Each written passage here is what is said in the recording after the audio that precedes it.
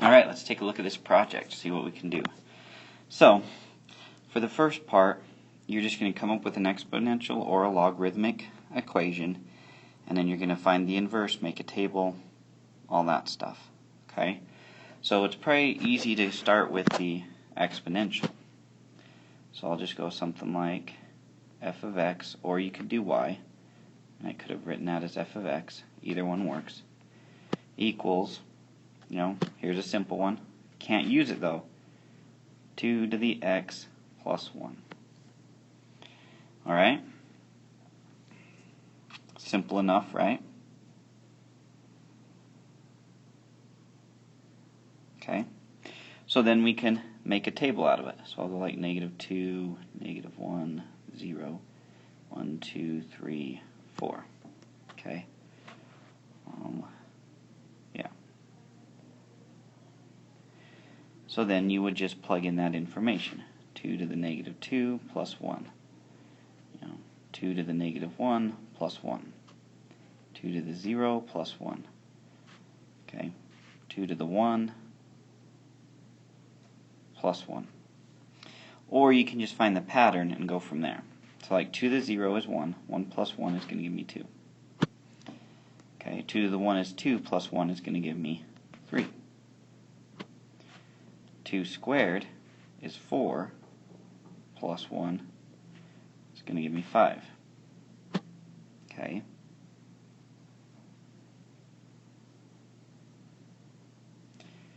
Two cubed plus 1, 2 cubed is 8, plus 1 gives us 9.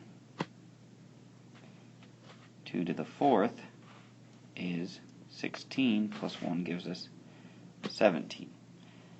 So that one's probably a little bit tougher to find the pattern because I added that plus 1 there. So you can just keep doing it like this.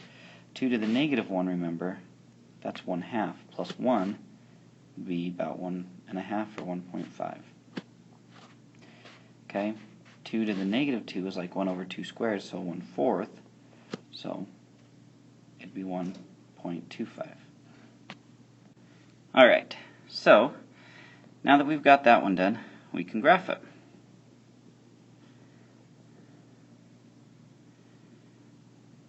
So you go down to your graph, and then, got -1, -2, 1, 2, 3, 4. Then we go clear up to 17. 1, 2, 3, 4, 5, 6, 7, 8, 9, 10, 11, 12, 13, 14, 15, 16, 17. So -2, we're about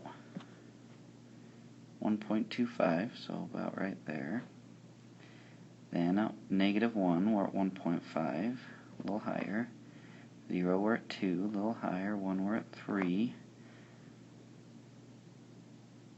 2, we're at 5. Then 9. And then finally 17. So it looks something like this. Okay? Now, we need to find the logarithmic version of it.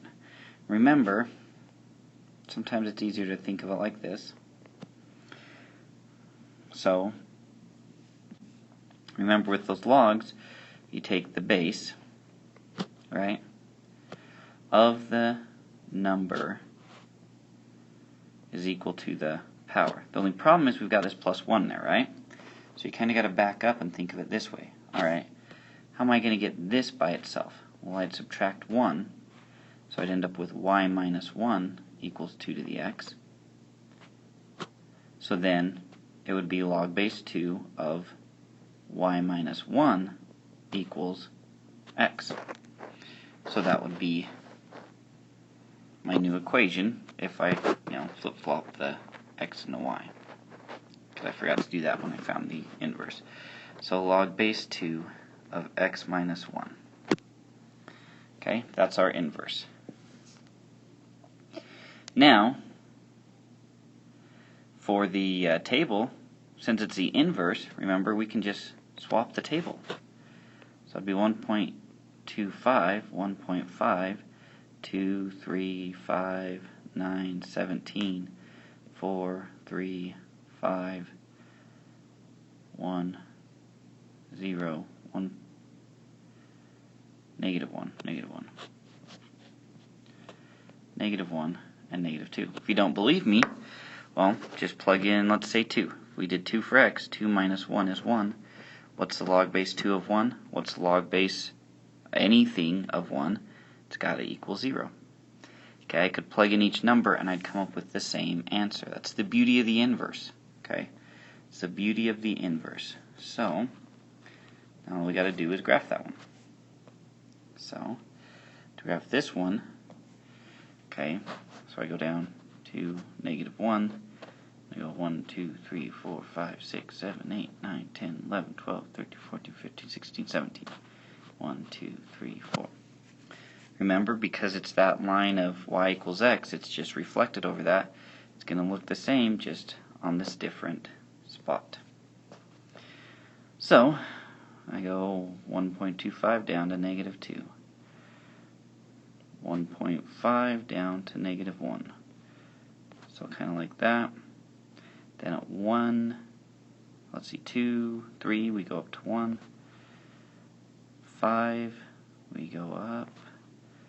9, up again, and 17. And it looks like that. Okay? There's the first part. Now, you can't use mine, so pick your own. Okay? But that's essentially all you got to do. Now, let's take a look at this. Now, this is not the same, so don't think you can just copy this one. I changed it, okay? But it's the same process. So, a lot of you, when we look at this, okay, sometimes it's easy to start with a table. The zombie apocalypse is upon us. It has been reported by the CDC, that's Centers for Disease Control, that in Tooele, Utah, there are 7 cases of this debilitating disease. They seem to be doubling every hour. Now, if you'd like to, you could cross that out and put, Ebola, if you really want to, but same thing, same idea. Okay, so let's think about this. So we have, it's doubling every hour. So that hour, it's going to change. We start, and then every hour, something is happening, right? What is happening? New cases.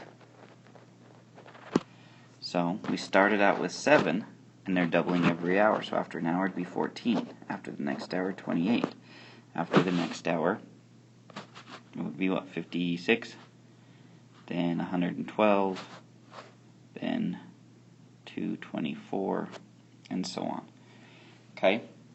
Now, to find an equation, doubling in math means timesing by 2.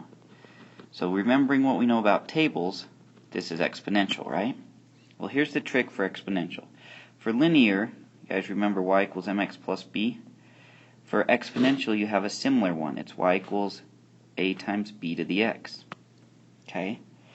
A is our starting point, our y-intercept, and b is our growth. Okay? So our starting point is 7, because at 0 hour we're at 7. So we get y equals 7, or f of x equals 7. Then, think about what we're doing to 7. We're multiplying it by 2. Well, as we keep multiplying by 2, remember that powers are repeated multiplication. So if I times it just by 3, after 3 hours, that'd be 2 to the 3rd. If I did it after 4, that'd be 2 to the 4th. After 5, 2 to the 5th. So after n, or x amounts, it's 2 to the x. Okay, so then you times it by 2 to the x. And then you could graph it fairly easily, right? This one's kind of, going to be a lot trickier because 2, 3, 4, 5. And this goes up much higher. A 0, we start at 7, so let's count by 5s. 5, 10, 15, 20, 25, 30, 35, 40, 45, 50, 55. That'll at least give us a start. So 0, we're about 7. Let's do that a different color. 0, we're at 7, about right there. 1, we're at 14, about right there. 2, we're at 28, and 28 for 2. And 3, we're up at 56. Okay, that's probably good enough for our graph, enough information to get the general picture. Okay, now think about the inverse. Okay,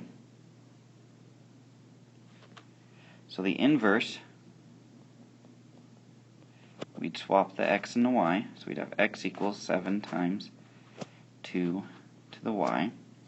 Now remember, we want to get this by itself, so first we'd have to divide by 7. So we'd have x over 7 equals 2 to the y. Then using what we know about logarithms, it'd be log base 2 of x over 7, or 1/7 x, same thing, equals y. So that should be y equals log base 2 of x over 7, or log base 2 of 1/7 x, same thing. Okay, and to graph it, remember we're just swapping out our equation. So I need to keep just going for a long time. Scoot this stuff out of the way.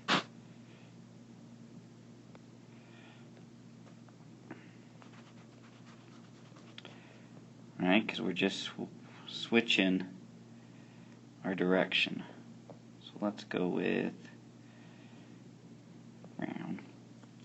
So instead of 0, 7, it would be 7, 0. So I'd go out 7, 1, 2, 3, 4, 5, 6, 7 right here. Then it would be, 14 and 1. So I'd go out 1, 2, 3, 4, 5, 6, 7 to 14, up a little ways to 1, because we got to keep the same scale. Then 2, 28. So 28's up here, up to 2.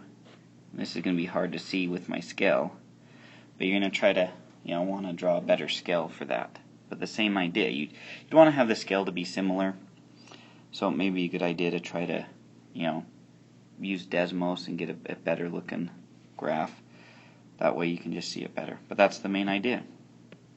Oh, and one more thing, right? So what is it the inverse describe in the context of the story? So remember that x was the hours and the new cases. So the inverse swaps these, so our input is the number of cases per hour. That's kind of what we're looking at. So that's, probably the best hint I'm going to give you. I want you to describe it in your own words, kind of that same context. Same with this last one. Okay, what does that mean? Uh-oh, there we go. Okay, so a decay problem. You drink a beverage with 200 milligrams of caffeine. Each hour the caffeine in your system decreases by about 25%. So what's happening? Well, we are dealing with hours, time, right? 0, 1, 2, 3, 4, 5, and so on. And then, the amount of caffeine in your system. So we start out with 200 milligrams, and each hour the caffeine in your system decreases by 25%. So what does that mean, decreasing by 25%? Okay, here's the best. What you can do is take 200, times it by 25, and then subtract that. Okay, but there's a better way to do it. Okay, and the way to think about it is, if I had 100% caffeine, we'd always have 200. Well, what happens when I subtract 25% of that caffeine? Well, I'm left with 75% left. So if we multiply this by 75%, or 0.75, that's a quicker, easier way for you to deal with it. Okay? So take 200 times by 0.75, gets you the same number that you do otherwise, right? 200 times 25% is 50. Subtract that, you get 150. Take 150, times it by 0.75. So we're timesing by 0.75 each time. Okay, so you're going to get some awesome decimals right here.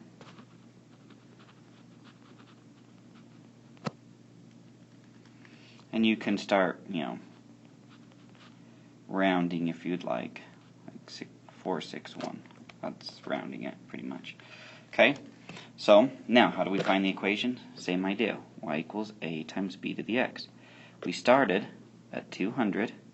What are we timesing? We're timesing 0.75. How many times? We don't know. That's where the x comes in. So 200 times 0.75, sorry, I forgot the point, to the x. So our inverse, we're going backwards, right? We're thinking about our inverse. We just go backwards. So you've got x equals 200 times 0.75 to the x, divide by 200. So we have x over 200 equals 0.75x. Then we can just take the log of our base, log base 0.75 of x over 200 equals, oh, we switched that to y, didn't we? That's our inverse equation. Now, it's an ugly inverse equation, but as often in more real-life situations, that's what happens. So log base 0.75 of x over 200 equals our thing. Then we just graph it. And once again, this is going to be a hard graph to deal with because these hours are so small and these numbers are a lot bigger. But the basic idea is it's going to, and I will expect better work from you guys, but it's going to go something like, come down like that. So the inverse, when you flip everything over, is going to kind of, hold on, I've got to visualize this. So this one's kind of a really weird one to look at because by flipping it, because these numbers are so big, that's like 200 right here. You're having 200 right here, and it's kind of coming down like that. So if you need to see a good visual, check out Desmos. Tell us, what does it mean when you switch the x and the y? When you switch those two, what does that mean? So that's basically it. Good luck, guys.